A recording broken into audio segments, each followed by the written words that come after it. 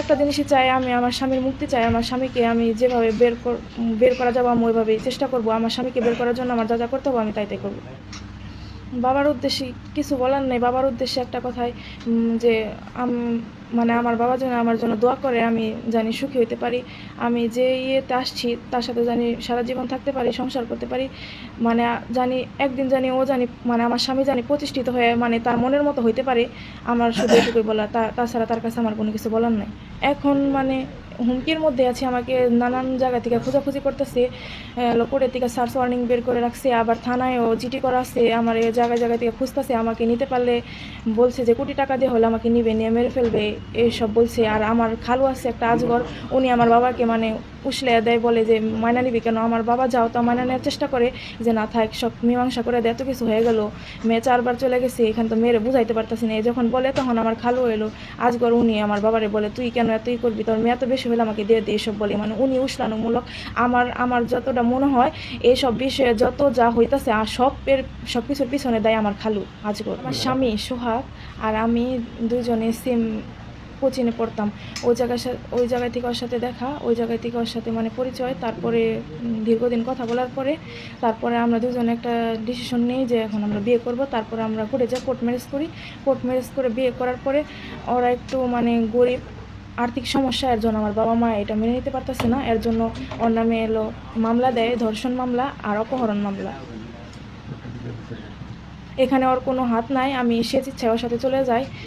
এখানে আমি ওরে বিয়ে করছি, ও আমাকে কীভাবে ধর্ষণ করলো, আমার এটাই কথা যে আমি তো ওরে স্বেচ্ছায় বিয়ে করছি, ও আমাকে কীভাবে অপহরণ করলো, কারণ আমি তো ওর সাথে নিজের ইচ্ছায় চলে গেছি, এমনকি আমি ওরে বিয়েও করছি। তাহলে একজন স্বামী তার স্ত্রীর সাথে কোনো কিছু করলো, ওটাকে কীভাবে ধর্ষণ হয়। আর আমার বয়স মানে মেডিকেল সার্টিফিকেটেও মেডিকেল করা হয়েছে, ওটাতে আমার বয়স 18+ আসছে, কিন্তু আমার মানে জন্ম নিবন্ধনে আমার বাবা মা বয়স কমে রাখছে। ওই জায়গায় আমার বয়স 16 চলতেছে, জানুয়ারিতে 17 পড়বো। দোকান করে যে মাহমুদুল হাসান কলেজ গেটের সাথে পানামা গার্মেন্টস।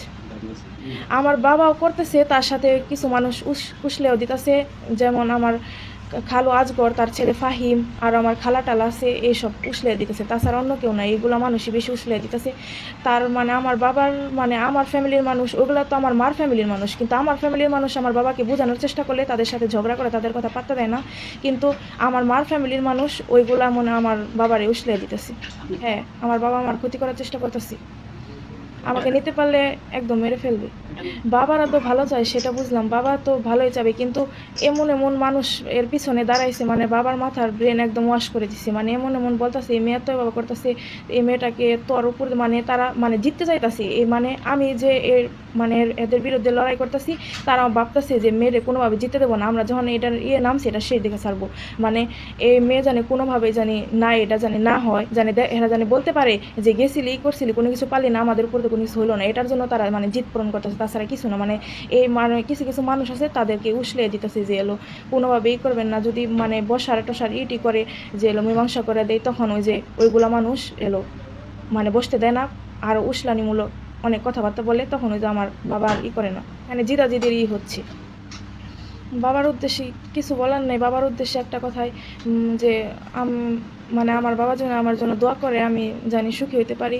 আমি যে ইয়েতে আসছি তার সাথে জানি সারা জীবন থাকতে পারি, সংসার করতে পারি। মানে জানি একদিন জানি ও জানি মানে আমার স্বামী জানি প্রতিষ্ঠিত হয়ে মানে তার মনের মতো হইতে পারে। আমার শুধু এটুকুই বলা, তাছাড়া তার কাছে আমার কোনো কিছু বলার নাই।